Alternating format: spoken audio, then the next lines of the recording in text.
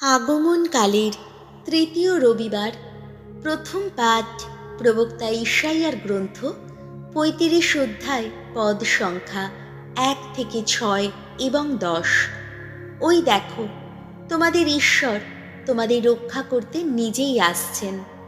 মরুভূমি ও মরা মাটি এবার পুলকিত হোক, মরুপ্রান্তর উল্লসিত হোক, পুষ্পিত হোক, গোলাপ গাছেরই মতো ভরে উঠুক পুষ্প সম্ভারে।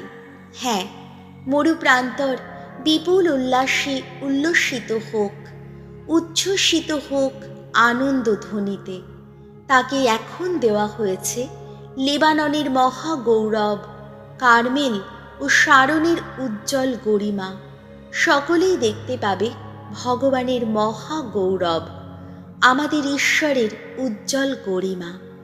তোমরা এবার শক্ত করে তোলো যত দুর্বলের হাত, নড়বড়ে হাঁটুগুলোকে সুস্থির করে তোলো। ব্যাকুল যাদের অন্তর, তাদের এই কথা শোনাও, ভয় করো না, সাহস ধরো।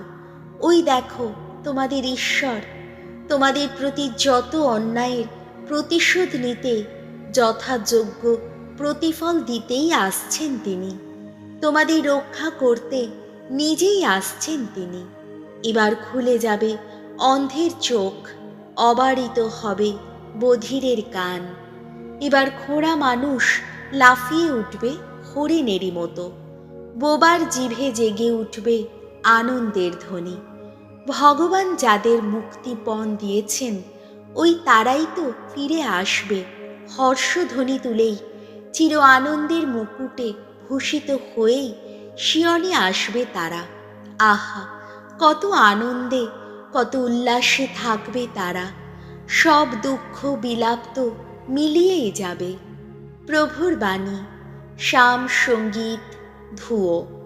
এসো প্রভু, এসো, আমাদের মুক্তি দাও তুমি। ভগবান সত্য পালনে চিরনিষ্ঠাবান। তিনি নিপীড়িতের সুবিচার করেন, ক্ষুধার্তকে তিনি অন্ন দান করেন। ভগবান কারাবাসীর বন্ধন মোচন করেন। ধুয়ো। এসো প্রভু, এসো, আমাদের মুক্তি দাও তুমি।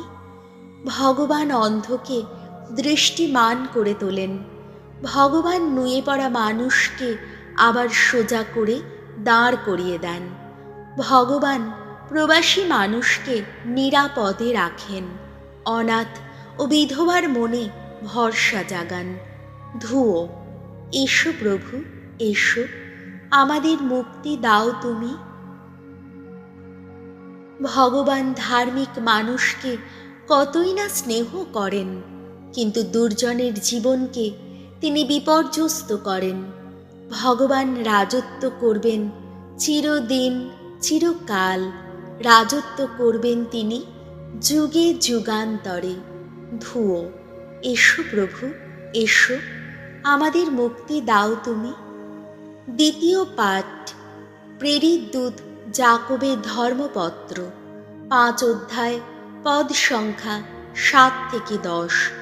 তোমরা ধৈর্য ধরেই অপেক্ষা করো, কেননা প্রভুর আসতে আর দেরি নেই। প্রিয় ভাই বোনেরা, প্রভু যতদিন না আসেন, ততদিন তোমরা বরং ধৈর্য ধরে অপেক্ষা করো। চাষির কথা একবার ভেবে দেখো, সে কেমনভাবে জমির মূল্যবান ফসলের প্রতীক্ষায় বসে থাকে। তার জন্যে কেমন ধৈর্য ধরেই সে অপেক্ষা করে, যতক্ষণ না নেমে আসে প্রথম আর শেষ বর্ষার জল। তোমরাও তেমনি ধৈর্য ধরেই অপেক্ষা করো, মনটাকে দৃঢ় করো, কেননা প্রভুর আসতে আর দেরি নেই। না ভাই, তোমরা পরস্পরের বিরুদ্ধে অভিযোগ তুলো না, তাহলে তোমাদের নিজেদেরই কিন্তু বিচারে দাঁড়াতে হবে।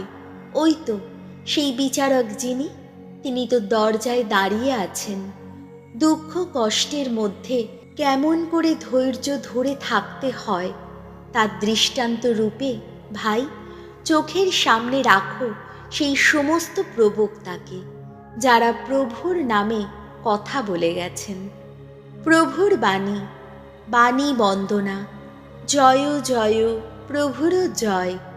প্রভুর আত্মিক প্রেরণা আমার উপর অধিষ্ঠিত।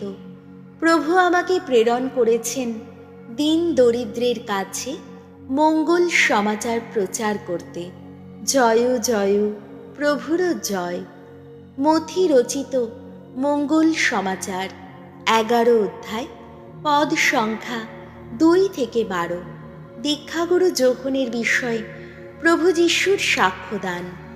খ্রিস্টের কর্মকীর্তির কথা কারারুদ্ধ যোহনের কানে যখন এলো, তখন তিনি তার কাছে নিজের শিষ্যদের এই কথা জিজ্ঞেস করতে পাঠালেন যে, যার আসবার কথা আছে আপনি কি সেই তিনি, নাকি আমাদের আরেকজনের অপেক্ষায় থাকতে হবে? উত্তরে যিশু তাদের বললেন, তোমরা এখন যা কিছু শুনছ বা দেখছ সবই যোহনকে গিয়ে জানাও।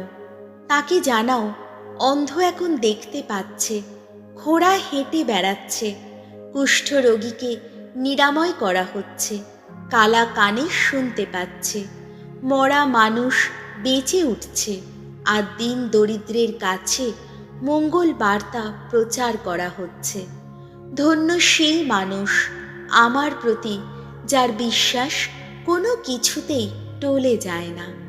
যোহনের শিষ্যেরা সেখান থেকে চলে যাচ্ছেন। সেই সময় যিশু সেখানে ভিড় করা লোকদের লক্ষ্য করে যোহনের সম্বন্ধে কথা বলতে লাগলেন। তিনি বললেন, তোমরা সেই মরু প্রান্তরে কি দেখতে গিয়েছিলে? বাতাসে দুলে ওঠা একগাছা নল? তা না হলে তোমরা কি দেখতে গিয়েছিলে? মোলায়েম পোশাক পরা কোনো লোককে নাকি? তা কি করে হয়? যারা মোলায়েম পোশাক গায়ে দেয় তারা তো রাজবাড়িতেই থাকে। তাহলে তোমরা কি দেখতে গিয়েছিলে? কোনো প্রবক্তাকে? আমি বলছি, নিশ্চয়ই তাই। এমনকি প্রবক্তার চেয়েও অনেক বড় কাউকেই তোমরা দেখতে গিয়েছিলে।